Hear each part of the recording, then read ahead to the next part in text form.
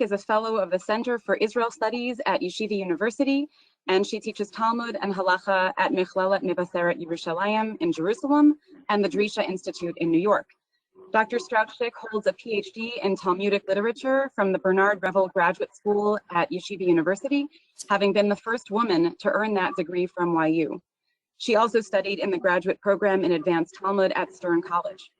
Dr. Strauch Schick's book, Between Thought and Deed, Intention in Talmudic Jurisprudence, is forthcoming from Brill. Our community can take special pride in Dr. Strauch Schick's many accomplishments, as she is a native of Highland Park. She grew up at Congregation Or Torah and is an alumna of the Rabbi Pesach Raymond Yeshiva. Dr. Strauch Schick. Thank you so much for having me. And I am a proud resident or former resident of Highland Park, so it's very special to be here today.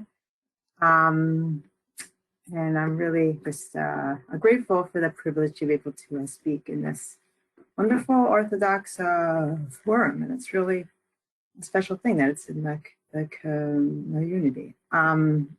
Okay, so as the title of this lecture is, we're going to talk about women in public prayer, the historical framework for a contemporary question.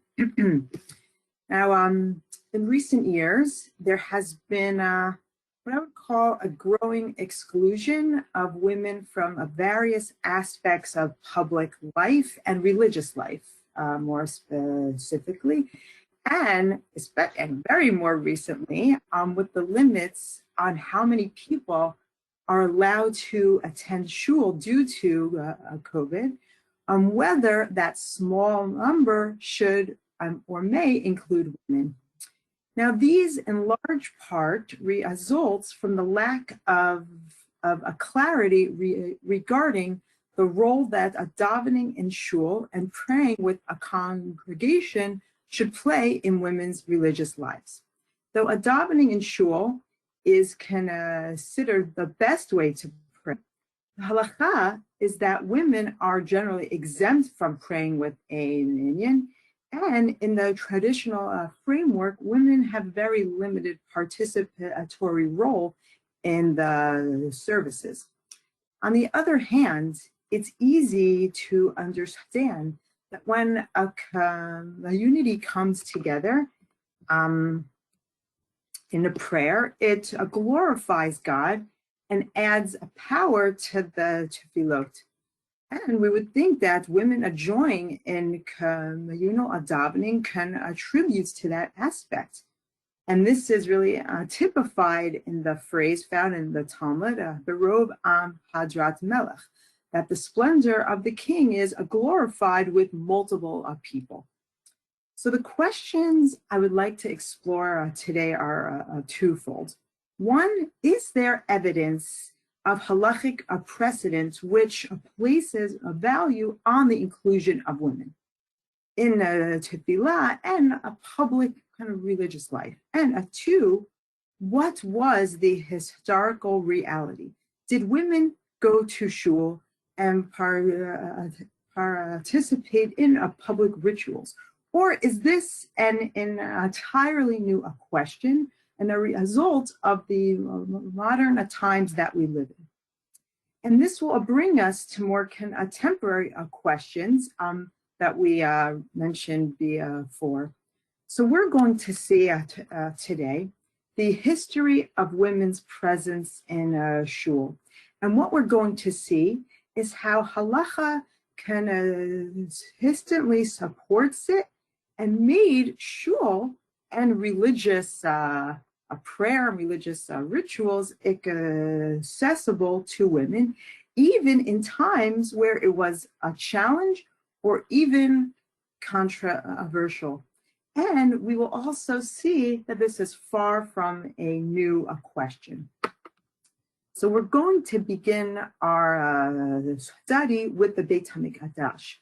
So I'm going to share my screen so you can see the sources for those who don't have it. Although there is a way to access it if you look in the options, you can see handout. There's a little arrow that says handout 1. And if you click on that arrow, you can download that text I brought for you. But I will share the screen. Wait. Am I sharing the screen? I was able to do this before. Okay, there we go. Show screen. Okay. So we begin with the temple, with the Beit HaMikdash.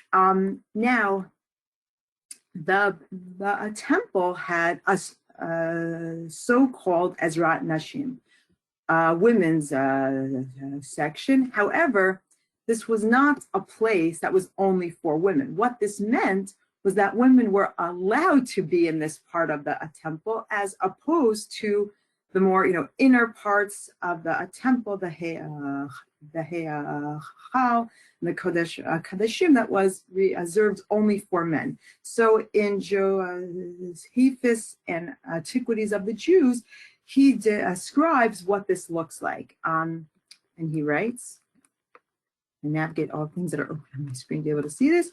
In the part I bolded, he writes, but on the east quarter, towards the sun rising, there was one large gate through which such as were pure came in, together with their wives.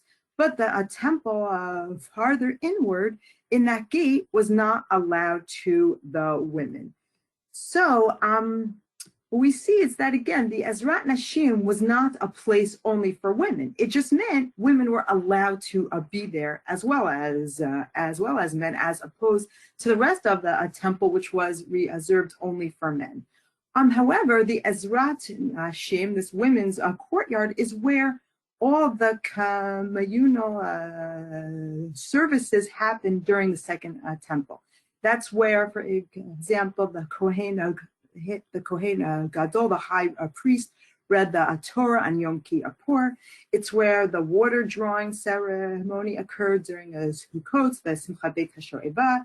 It's where the Levim would sing the Shir HaMa'alot. And everyone would enter, everyone coming into the Beit HaMikdash would go through the Ezrat Nashim. Now, with regards to women being in the temple, we're now going to look at two texts which describe different cases of where women's presence in the temple faced some kind of challenge. And in both cases, we'll see that it was resolved by making some sort of a modification to accommodate women's presence. And these, we're going to see, show that the halacha puts a value on including women. Dr. Strauch Schick, excuse me. Access for women. Excuse me, that you have overlapping files here. Yeah, there you go. That's better. Okay. Thank you. So the first text we're going to look at is about what I mentioned before, the Simcha Beit HaShoeva, the water drawing ceremony, which occurred the first night of Chol HaMoed Sukkot. So very relevant for the holidays that we just left. So the Mishnah in Sukkot, and this is towards the end of a tractate Sukkah of the Mishnah. So the Mishnah writes, whoever didn't see the celebration of the water drawing, lo ra'ah simcha miyamav. He never saw a joy in his life. B'motzei yom tov harishon shel chag. So following the first day of the holiday of the Sukkot, Yadu Ezrat Nashim, they would go down to the courtyard of the women, again, to this courtyard where women were allowed to come along with men, sham tikun gadol, and they would make a great change. So that's all the Mishnah says. So ask the Talmud an obvious question, source number 3. My tikun gadol, what was this great change? The Mishnah doesn't say what it was. Amar Rabbi Elazar, so Rabbi Elazar says, it's like that which is taught. Halakha hayta barishona. Originally, the walls of the courtyard were flat; they were smooth. The hakifuha gizuzatara, and then they surrounded it with a balcony. The hitakinu shehu nashim yoshvot milmala, v'anashim milmata, and they they decreed that the women would sit above during the Simchat Beit Shoeva, and the men would be below.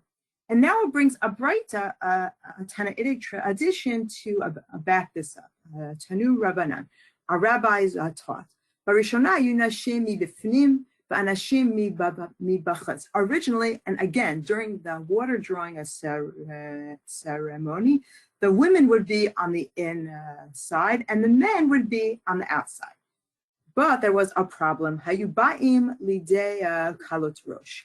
But this led to frivolity. Meaning, the Simchat Beit Shoeva is not like other rituals which would occur in the temple, bringing sacrifices, singing Tehillim. It's a celebration where the Mishnah says people would juggle torches, there was music, and in that kind of atmosphere, it led to a certain mingling of men and women, which was inappropriate, particularly for the Beit HaMikdash. So what did they do? So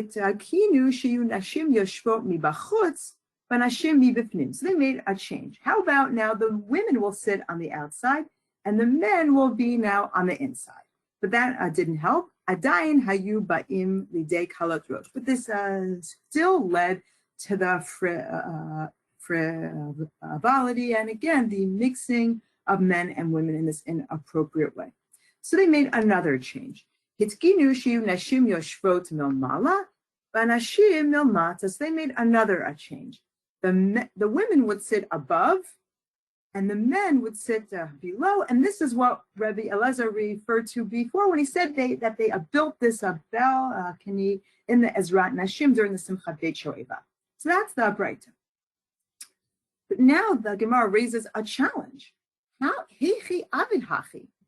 were they able to do this? How could they add to the structure of the Beit HaMikdash? And it's written in Divrei Hayamim, Hakol b'chtav miyad Hashem alai hisagil. And I brought you the full pasuk here. I give you in writing all this that the Lord made me understand by his hand on me, the plan of all his works. Meaning, the structure of the temple was not, made by people. It was based on divine instruction. And if it's all from God, how could a people make a change to the structure? So that's a problem. We have a challenge. On the one hand, during the Simchat Beit HaShoeva, the way the structure of the temple was meant that men and women were mixing in an inappropriate way. But on the other hand, you're not allowed to add to the structure of the temple since the temple was planned by a God. And how could you alter what God has ordained? So Amar Rav, the first generation of Babylonian Talmudic rabbi said, Kara ashkechu derush. They found another pasuk. They found another verse, and were able to make a drasha to allow this structural change to the temple. So what's the pasuk they found? It says in Sefer Zechariah Yud Bet, V'sapta ha'aretz mishpachot levad. So the land, this is in the end of days, everyone's going to eulogize. Mishpachot levad. Every family will eulogize on their own. Mishpachot Beit David levad u'nishehem levad. The house of David will mourn alone, and the women will mourn alone. So that's what the pasuk there says. So Amru, so they said, Balo devarim kal v'chomer. So we can make an analogy from something more stringent from something less stringent. So if in the future, if in the end of a time when they're dealing with eulogy, and the evil inclination, desire, is not going to overcome a person when they're in mourning, and nevertheless, Amra Torah, Anashim Levad and Ashim Levad, and even then, men and women have to be apart. Achshav she'asukim b'simcha v'yitzhar sholei b'hem alachat kama ve'akam. So how much more so when we're in a joyous water drawing ceremony. And that is a time when there's joy and the evil, inclination can overcome a person. They can be overcome by the desire. All the more so, men and women should be apart. So, even though there's, on the one hand, the prohibition against making a structural change to the Beit HaMikdash, which was, created based on the word of a God, this other pasuk lets us override that. Now, I want to make the point that we're talking about here the Shalosh Regalim, when there is a mitzvah for men to come to Beit HaMikdash. However, there's no mitzvah for women to. That's A. And this is a water drawing ceremony. We're not, talking about, Karbanot, Yom Kippur. We're talking about this, basically a party that would happen when they would, draw water and pour it on the altar. So all the more so, there was really no mitzvah for women to be there. And yet, what is never discussed as a possibility here? What's never an option to resolve this a problem of men and women mixing inappropriately in the temple? It's never mentioned to not have women come, right? That's never mentioned here. It's not even a hava, It's not even a possibility that, well, maybe women shouldn't come. It's just not mentioned, and that does not seem to be anything that even entered the minds of the rabbis here who are discussing this halacha. Even though there's no mitzvah for women to be there at all during the Shalosh Regalim, and all the more so during the Simcha Beit Shoeva, and yet that's never mentioned. And not only is it not mentioned, but they even go against a pasuk, which says you're not allowed to make a structural change to the Beit HaMikdash to allow women to be there. And certainly, it goes without saying, this is kind of a far cry from some of the stuff that we see occur nowadays. So that's the first text I want to look at with regard to Beit HaMikdash. Now, there's another text which also involves women's presence in the Beit HaMikdash, but it involves kind of a reverse case. That was when it's hard for women to come. Now this is related to what's known as the Yoledet offering. That when a woman gives a birth, she has an obligation to bring a karban after she completes her impurity of giving a birth. Now, the Mishnah here says in Mesechet Kriatut that a woman would have to bring a karban for every birth that she had. And it says here, Chamesh ledot vadaot v'chamesh zivot vadaot b'via karban achad. So if a woman has 5 births or 5 flows that would make her tame'ah, impure, she could bring 1 sacrifice to be again ve'ochelet bezebachem, which would then allow her to go to the Beit HaMikdash and eat holy sacrifices. But hashar aleha chova, but she would have to bring the other offerings at some point, meaning she cannot only bring 1 for all of the births that she had. But then the Mishnah says that something happened during the time of Rabbi Shimon ben Gamliel, who lived towards the end of the Beit HaMikdash. The price of birds went up a lot, and it was really a lot of money for people to bring them. And this became a hardship, it seems, for women bringing their karbanot after giving a birth. So he did 2 things. So ma'aseh she'amdu kinim b'Yerushalayim b'dinarei zahav. So it occurred that the price of birds went up to a golden coin. Amar Rabbi Shimon ben Gamliel. So Rabbi Shimon ben Gamliel said, "Ma'on hazeh lo alin halayla." Ad sheyu b'dinarim. We said, by this temple, I will not sleep right, until the price of birds goes down to a silver a coin.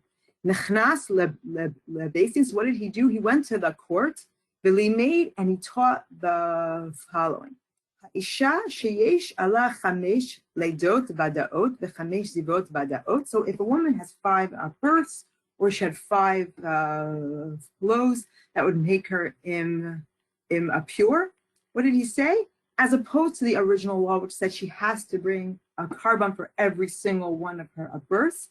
Mevi'ah karban echad. She can bring just 1 sacrifice for all of the births that she had. And that allows her to eat from karbanot. And we're not going to make her bring anything else. She can bring 1 carbon for all of the births that she has. And then what happened as a result of that halacha that he taught? Amdu kinim bo bayom beriv atim. The price of birds that day went down a quarter of the price. So in this case, he kind of does the opposite of what we saw before. He makes it easier for women to not have to come as often, because if a woman has, many births and she doesn't live near Yerushalayim, maybe she lived up in Galileo, like many people did, to have to come every time she gave a birth from all the way up north to Yerushalayim, leaving her children or her baby, to go back and forth could be a big hassle, a big expense, and plus it's a cost a lot as well. So he both helped people by not having to pay as much for the price of the rings that they had to bring, and he didn't make women come as often as the Torah seems to have obligated. So again, we see that he's making it easier for women to come to bring the offerings that they have to bring, but in this case, by not making them come as often as they needed to, but again, it's accommodating women, and it's helping the Beit HaMikdash be more accessible to women, having the price go down, and by making them have to come less in this regard. So that's the temple. Those are the texts we find with regard to the Beit HaMikdash. If there are any questions thus far, you can put in the chat. And if not, we're going to move to the... I haven't seen any questions, but again, I encourage people to enter questions, and we'll monitor them, and we'll bring them up at the breaks and at the end. Okay, so we're now going to move to the rabbinic period. So the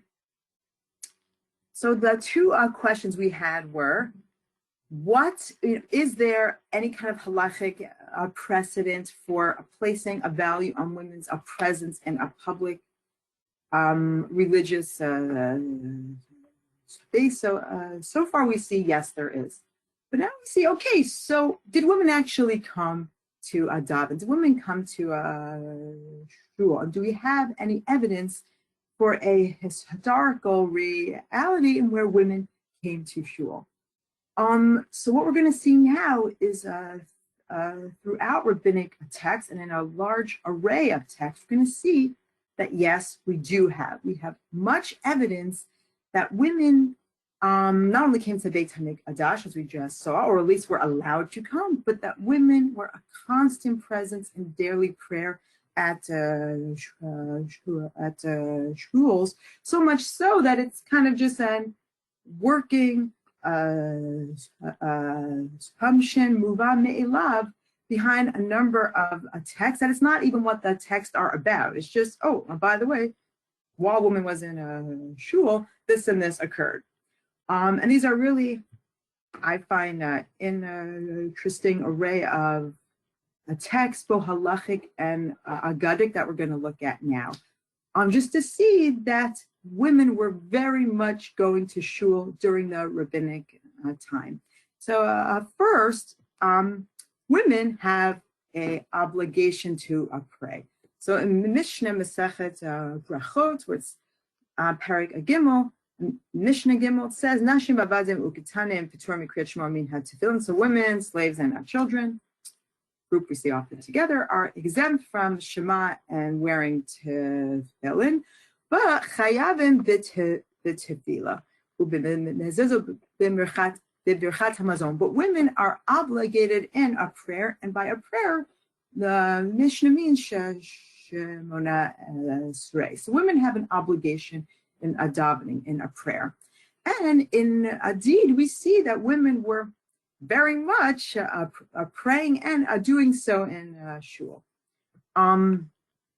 And we're going to see this as just like a drop to the next group of texts we're going to look at. So the first text is not about a prayer at all. It's a braita brought in the Masechet Avodah Zarah regarding the laws of kashrut and what counts as food cooked by a non-Jew, which happens to be a course I'm teaching now in Adrisha. Can plug for that. So the braita says, and it brings a braita. Tanya nami hachi. It is also taught. Me'yach Yisrael basar al gabe gechalem. If a Jewish male leaves a piece of meat on the coals, meaning he's grilling, making a barbecue. And while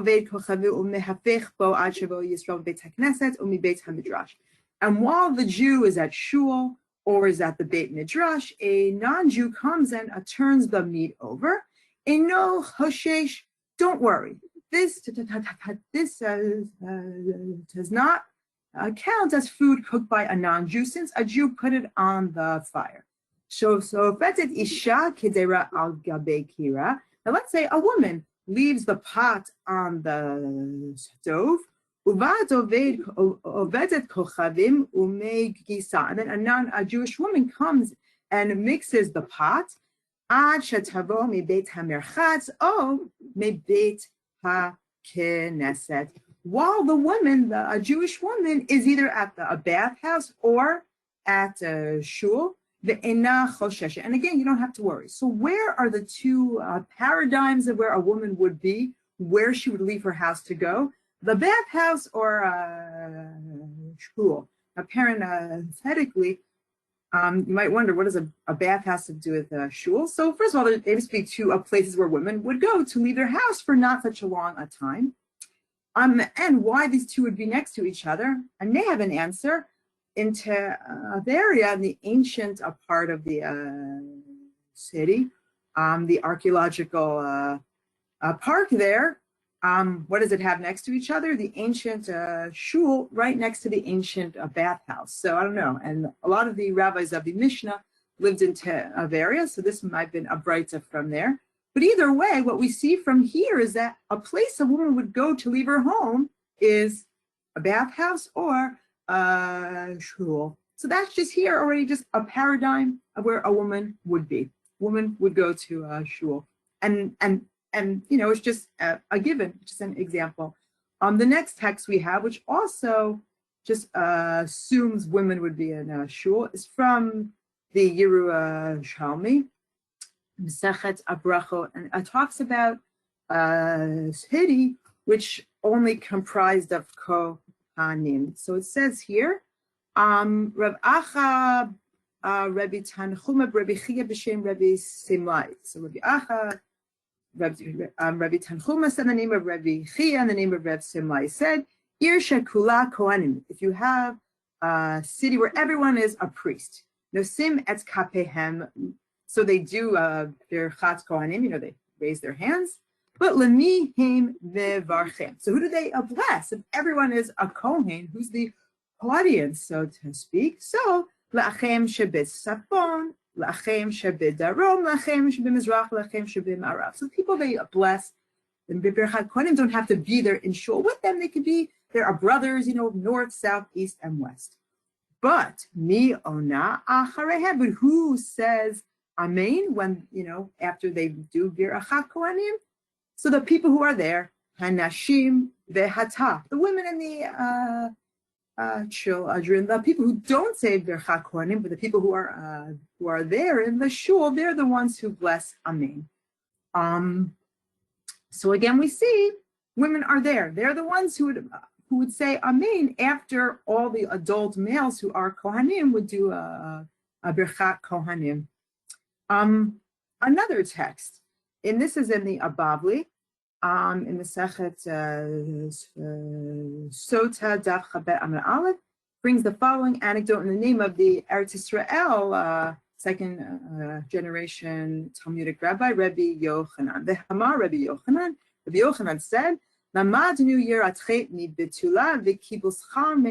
learned about fear of sin from a young woman, and I learned about getting reward from an older widow.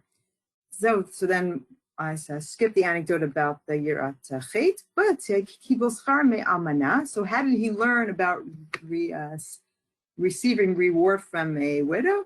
Tehahi Amana Dahave Be Kenishta B'Shvivusa. There was a certain older lady who had a shul in her own neighborhood. But Kol Yoma, but every single day, Hava Atya Umatzla Be Midrashah de Rabbi Yochanan. But every day she would come to shul and daven in the Beit Midrash of Rabbi Yochanan.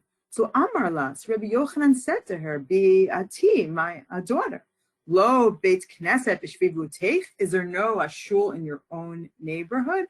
Amrale, so she said to him, Rebbe, Velo Schar Pisiut Yeshli, do I not get reward for the walking for my foot steps? So that's how we learned about getting reward from an almana. So he's not surprised that she comes to shul. He's like, wait, a woman? That's crazy. Why is she coming to shul? He's only surprised why she walked so far to come to his Beit Midrash when she had a shul much closer in her own neighborhood. And we have another anecdote, which also is about an older woman coming to shul, which is recorded in the early medieval Midrashic and theology Yalkut Shimoni. Now, even though it's written during the medieval times, it's come apprised of much earlier traditions, which we see the ones that we do have early parallels to are like their early parallels. I mean, the author did not alter his text, but he brings them as they, up to an earlier text. So he brings the following anecdote. Amar Acha Rebbe Chanina. My kara, what does the pasuk mean? Ashrei Adam Shomei Li Lishkod Al Dal Totai Yom Yom. Praiseworthy is the person who listens to me, who comes to my door every day. So, what is the meaning of this verse? So he brings the following anecdote to explain this verse. Ma'aseh b'isha echad shehez kina harbe. There was an anecdote. There's a case of a very, very old woman. Ubat lifnei Rabbi Yossi ben Chalapta, and she came before Rabbi Yossi ben Chalapta, and Amrale, she said to him, Rebbe, his kanti yoter midai. She said, Rebbe, I am so old. Umeachshav chayim shel mabelhim. And now my life is it's not a life of any pleasure. She'eni to'emet lo ma'achal v'lo mashkeh. I can't eat any food. I don't enjoy food anymore. I can't taste anything. There's no pleasure from life. It's just a life of pain, basically. V'ani mevakeshet lihipater min ha'olam. I don't want to live anymore. Just life is not worth living anymore. I'm at a point in life, just been too long. I want out. Amarla, so he said to her, Ma mitzvah at lemuda la'asot b'chol yom. So what is it that you do every day? He asked her. What's the mitzvah that you do that has given you this merit of such a long life? So Amrale, so she said to him, Lemuda ani afilu yesh li davar chaviv ani munechet oto umashkemet leveit hakneset b'chol yom. So she said to him, every single day, even if there's something I really love to do, I want to lay in my bed and sleep in, I want to read a good book, whatever it is, I will leave that every single day, and I get up early and go to a shul every single day.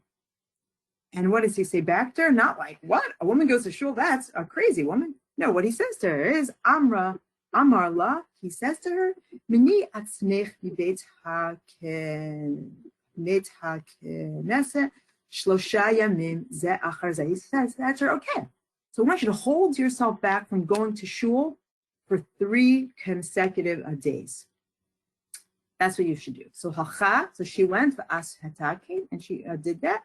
Ubayom hashlishi chata umeta. And on day 3, she became ill and she died.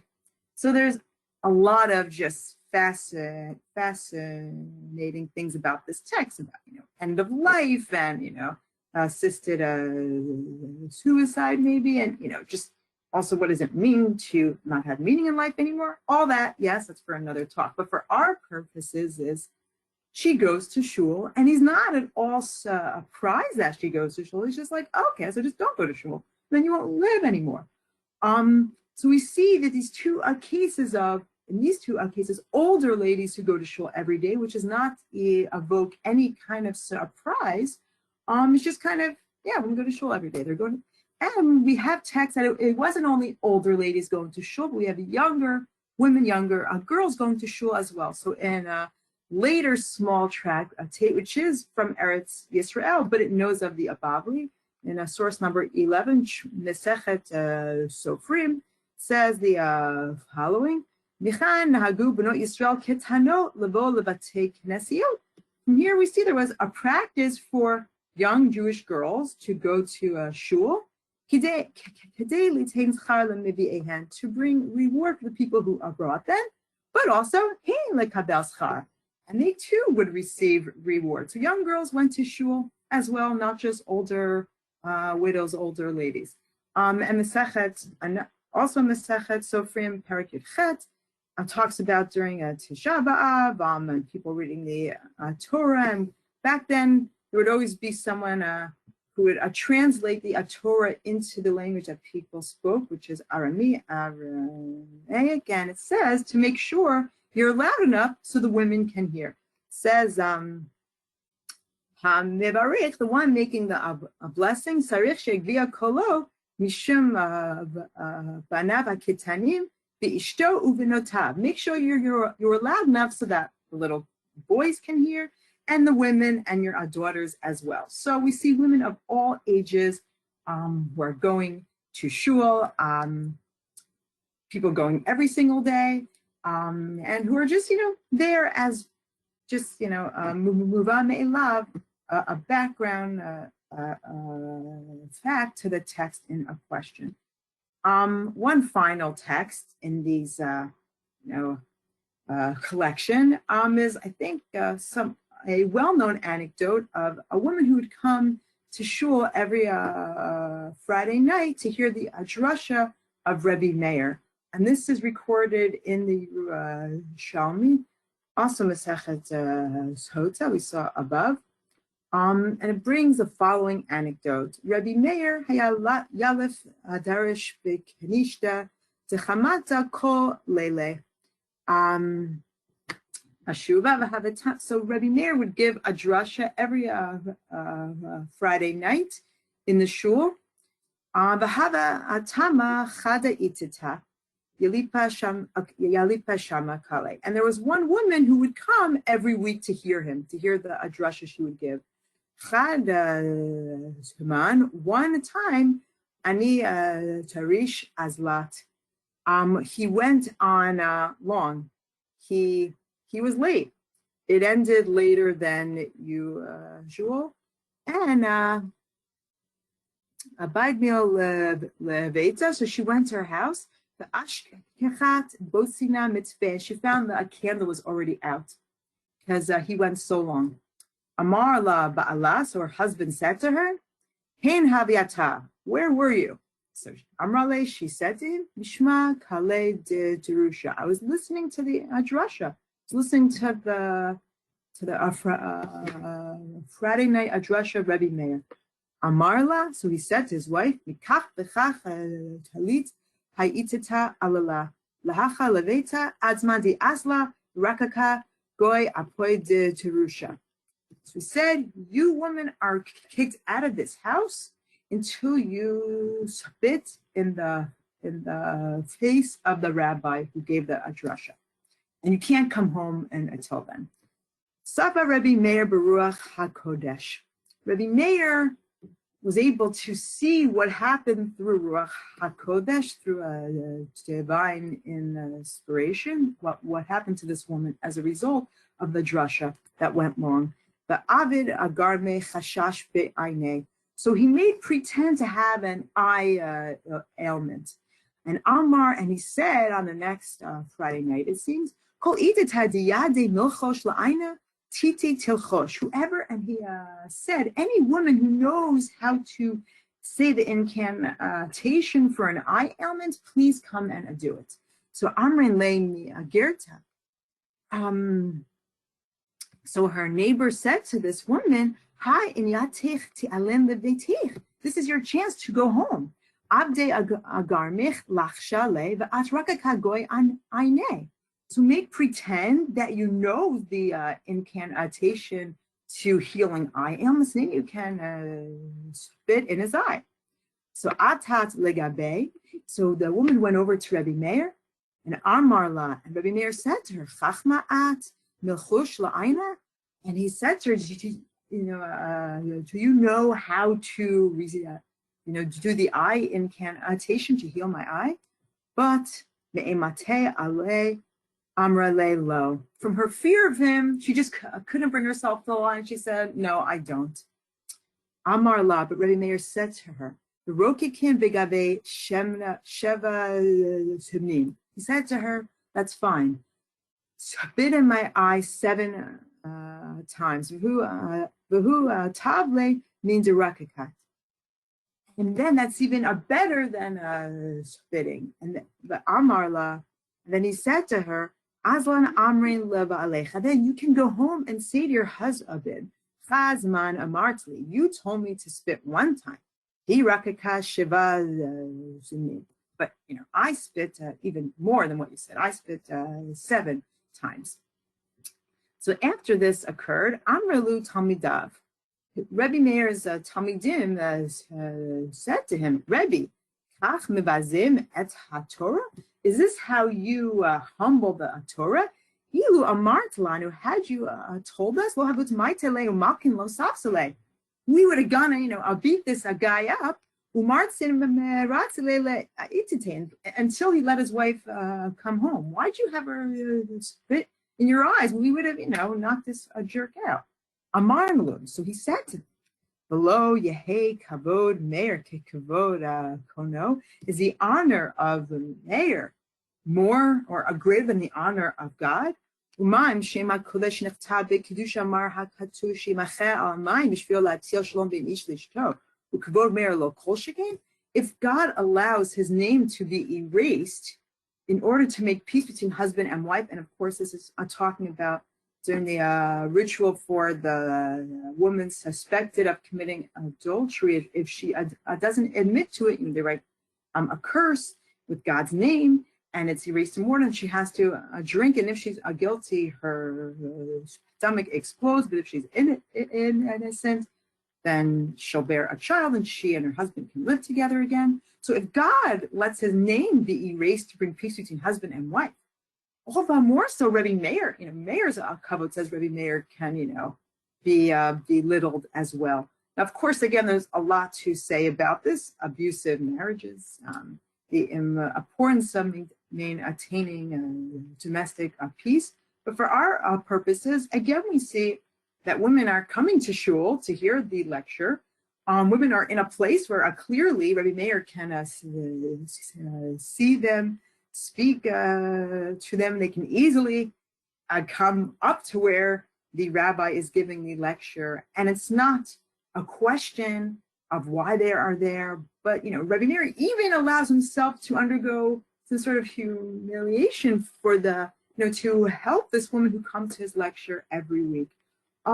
So what these array of a text clearly shows is that women were in shul during the Talmudic period, and to the extent that it's not even what the texts are about. It's the background to unrelated halachot, to anecdotes, to just speaking about larger issues of receiving a punishment, getting reward, or just, a background to an anecdote about, Shalom Abayit. And it's clearly it's clear that women were there. Women were coming to shul. So these were not just theoretical discussions. It was very much a lived reality during the Talmudic time. So we have some questions, 2 questions, and they're related, and maybe they're appropriate, or maybe you're going to answer this later. Let me share these questions. Okay. You just stop the share. Mm-hmm.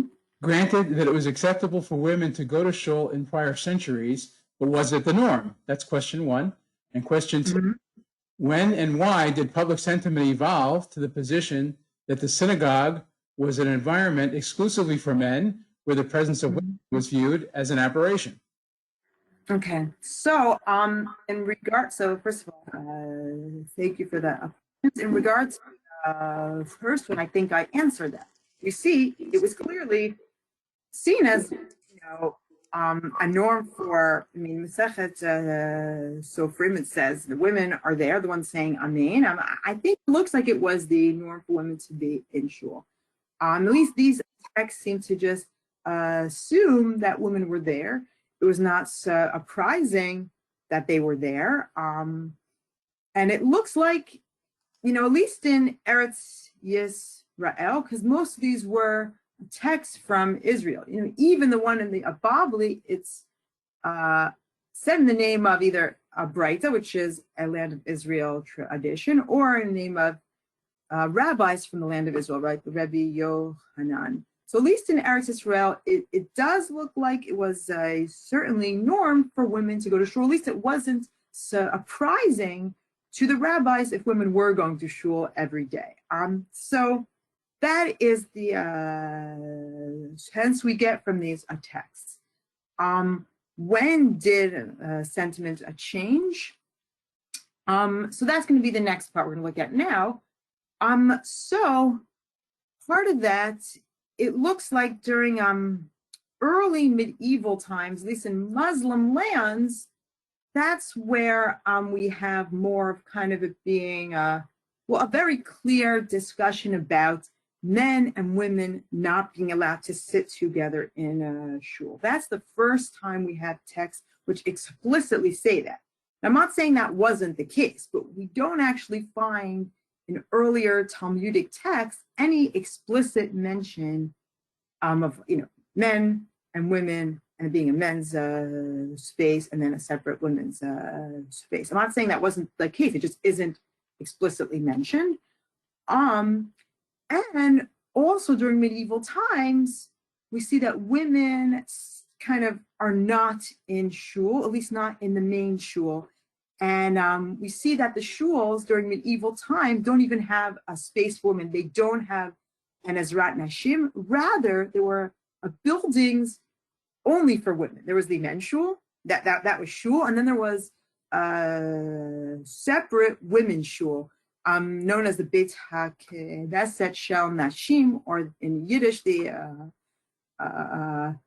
Viber shul. In fact, in some Yiddish-speaking communities, the women's section is still referred to that as the Viber shul. And these were either in a separate building or as described in the 18th century by the Chiada, Rabbi Chaim Yosef David Azulai. Sometimes it would be in the basement of the shul, and they have like little windows with like holes in it for women to get, first of all, air and light, and maybe to hear a little bit what's going on. Then in these women's shuls, they would have either a woman leading them, often the only woman who knew how to read Hebrew, or sometimes a man. Most of the women didn't know how to read Hebrew. They would either be reading in the language they spoke, which was usually Yiddish. And they would lead, and the one woman leading would lead the prayers, or they would be learning Yiddish works. And you can see that if you go to Europe in Prague, you could see in the Alta shul there that the original shul structure had no women's section in it. Which then, starting in the 16th century, when new shuls were built, they did include Ezrat Nashim in it. They included women's sections, such as a balcony. Because often the shuls, the places where Jews lived, often they had a limited space, so they couldn't build out, they can only build up sometimes. That was often the case. But then we see in the 1800s, the question arises, well, women are now coming to shul. And what do we do with the shuls which are older and don't have space for women? And this became a big controversy during the 1800s, the 19th century, as to whether they were allowed to take away space from the men's shul to create a space for women. And that's what we're going to look at now. And it was a question, are we allowed to take away space from men to create a space for women? And what would be the problem? The problem was seen as a halachic one of ein moridin b'kedusha. You're not allowed to lessen the holiness of an object. So for example, Rashi explains that the boards for the meshhakan, the boards that comprise them, Rashi explains they'd be labeled. Why would they be labeled? Because you couldn't have the board that 1 week was by the Kodesh HaKadashim, next week be by, farther away on the other side, because that would lessen the holiness. If one time it was by the Kodesh HaKadashim, then you can't lessen its holiness by putting it in a less holy spot of the Mishkan. When men wear a talit, the part that goes by their head must always be worn by their head. Because once it's by the head, it would be a lessening of its holiness to then wear that side by their feet. So that's why men, have a tara on their talesim. So you're not allowed to lessen the holiness of a ritual object. So a question is, does a place for women in a shul, is that a lesser? Does it have less holiness than the place for men in a shul? So that was the question that came up, and not surprisingly, it was a big source of controversy, it seems, in Poland in the 1800s. So we're going to look at two competing teshuvot on this matter. One by Rav Shlomo Kluger, and one by Rav Yosef Shaul Nathanson. So let me share the text again. Okay, let me share with you. Okay, here we go. Okay, so Rav Shlomo Kluger writes about the following case. Adat hamachloket ben harashim uben hachavre kadisha be'ir sens hadash. So it was the following dispute that arose between the heads of the city of Sens and the holy congregation. Hine hadim in hachevra kadisha ki lasot mimakom shemitzpalulim sham anashim lasot mimenu ezrat nashim have horda v'kedusha. So the opinion of the congregation was that to make a space from where the men pray, to make a place for women, would constitute a lessening of holiness. So Rav Shlomo Kluger writes, "Avadai have shinoi gamor." That would definitely be a real change. And how could you even say it would not lessen the holiness? How can you even kind of consider that making a space for women from the space of men would not lessen the holiness? Why? Men are blessed when they say Shema. Men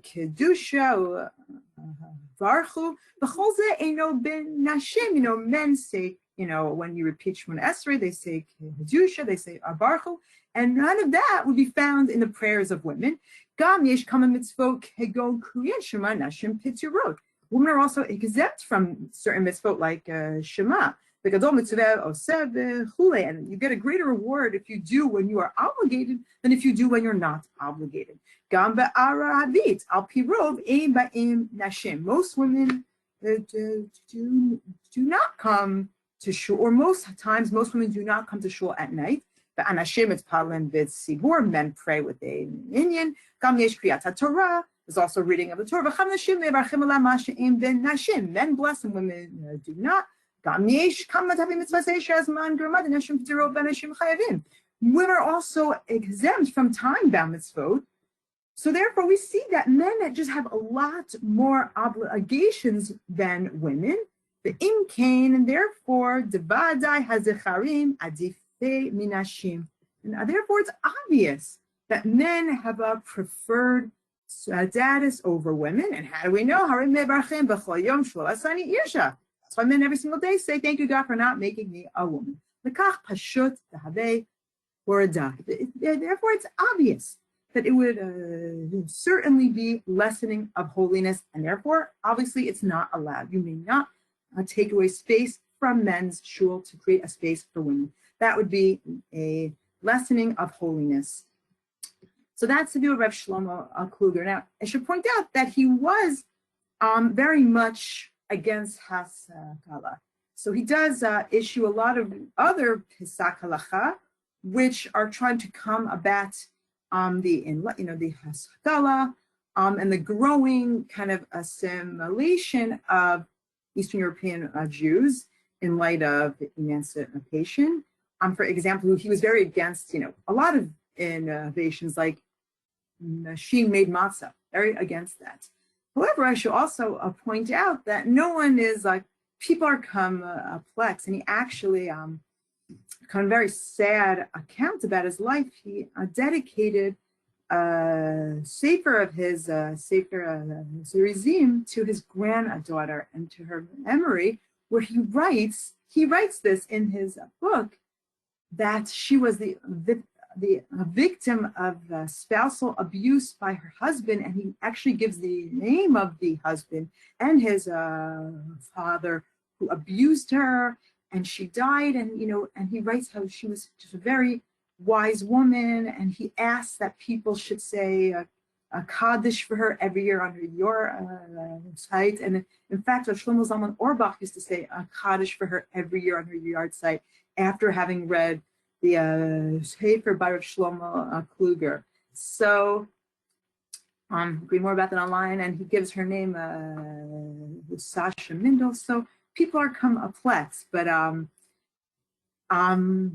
in this regard, he was, very clear that one may not take away space from men to create a space for women, because women's presence in a shul is clearly less valuable than men's, and it would constitute a lessening of holiness. So that was one view. However, it's not the only view, and it was not the view that ended up prevailing. The other teshuva on this matter, I don't know if it was in regard to the same case, but was by Rav Yosef Shaul Nathanson, slightly younger contemporary, who lived during the same time, and he writes about the same kind of a case, and not the same case itself. And he takes a very different view. And he writes, Aval kvar katapti, debei knesset shal nashim, mikre gam king kedusha. Says, I've already written that also a shul for women is holy. Be'emet, nashim chayavot b'tfilah. As we saw, women are obligated to pray. And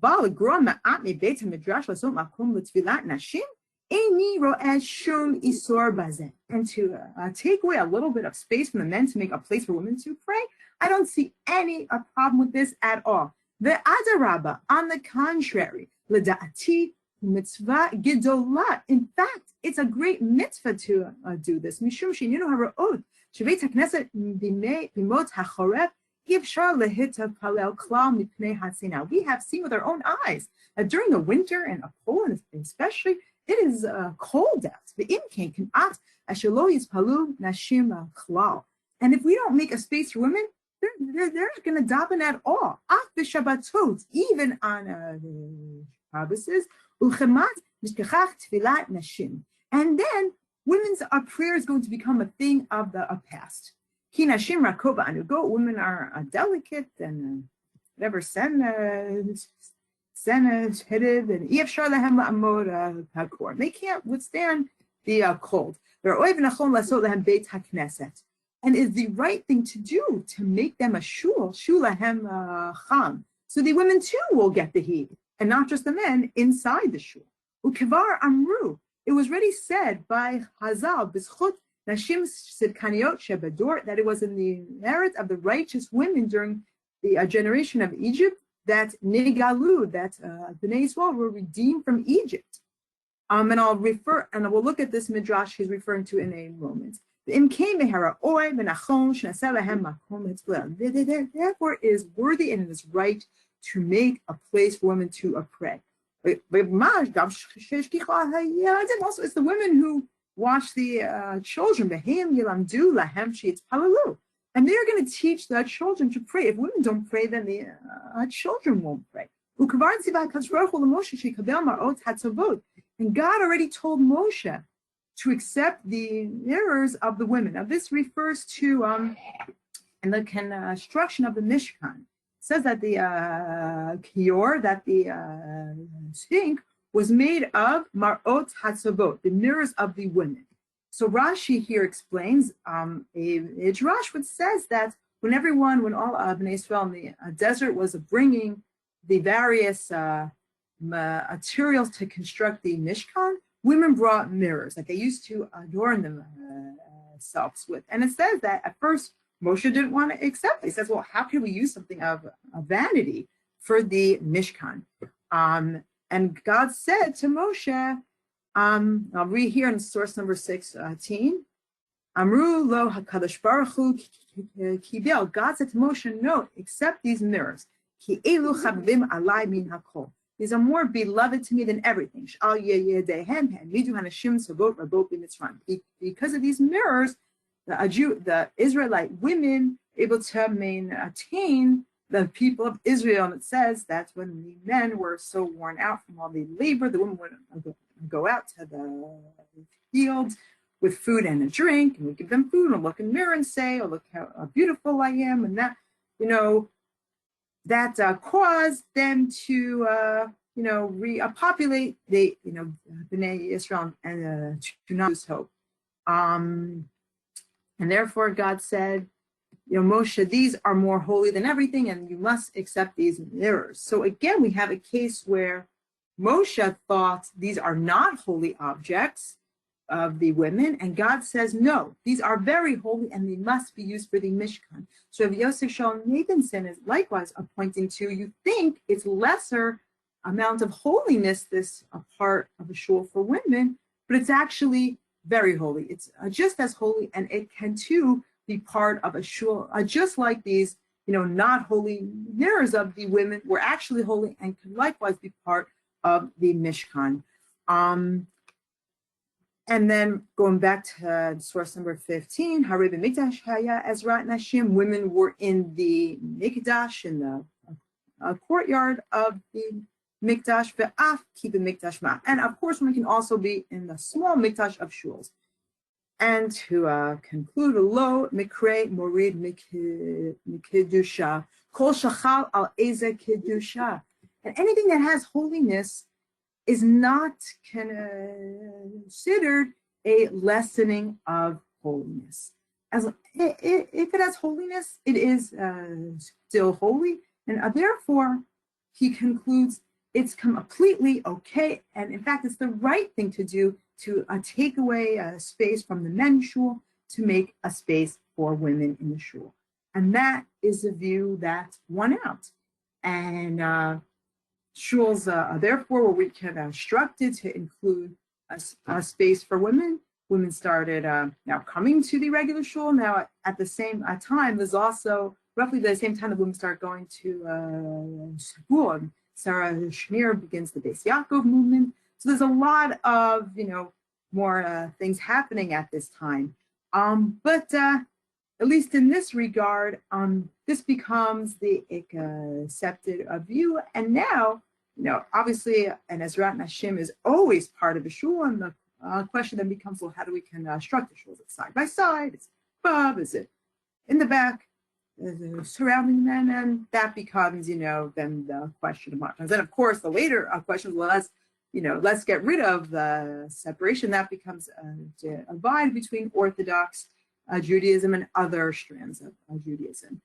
But I think, what I find interesting about this case is, I wonder how many women were coming to shul. How many was it? One? Was it 100? And however many it was, we see how much, people's practices and really what the impact of people can have. And, did these women come to shul? No, the great impact they would have in the long run on women's presence in shul.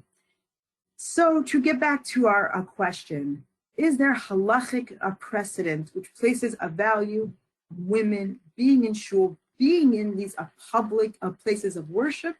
And the answer is clearly yes.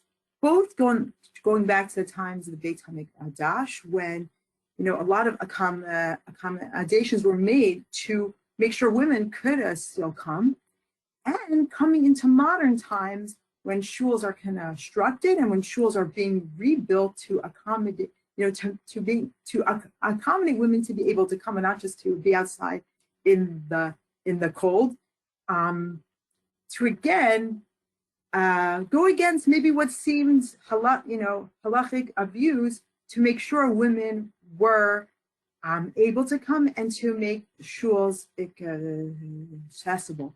And we see that these are not kind of new realities coming up, but women's presence in shul really goes back to the earliest evidence we have of shuls at all. And the value that is placed on everyone being in shul, everyone davening together, goes back already during the time of the Beit HaMikdash and continuing through the rabbinic period into the modern era as well.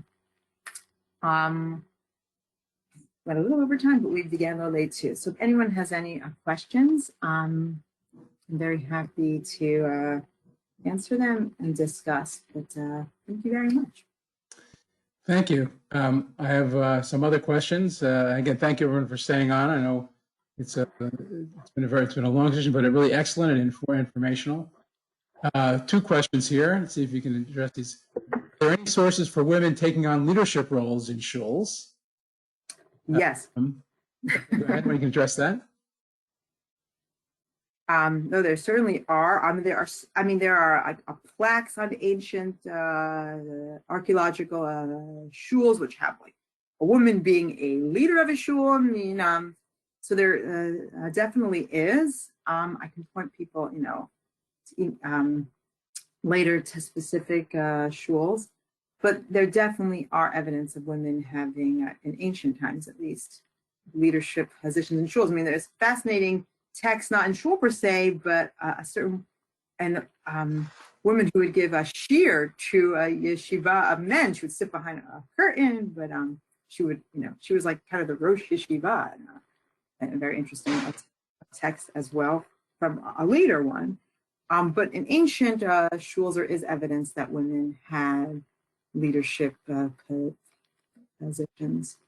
Okay, I'm going to read the next question exactly how it was typed, and it mirrors another note that I didn't read, but I'm going to read exactly the question. You ready? Absolutely outstanding! Exclamation point. Thank you to the judges, and especially to Dr. Strauch Schick for such a thoughtful and well-presented lecture. By chance, was this recorded? If so, how do we get it? So the answer to that is we're trying to record. Hopefully it'll work out, and we'll put it on the Orthodox Forum website, and we'll keep people posted on how to do that, if we can do that. So with that, if there are no other questions, thank you, Dr. Strauch Schick. Thank you so much. Good morning. I appreciate your insights, and thank you for sharing them with us. Thank you so much. It's been a pleasure. Absolute pleasure. It's always nice to be in Highland Park, even virtually.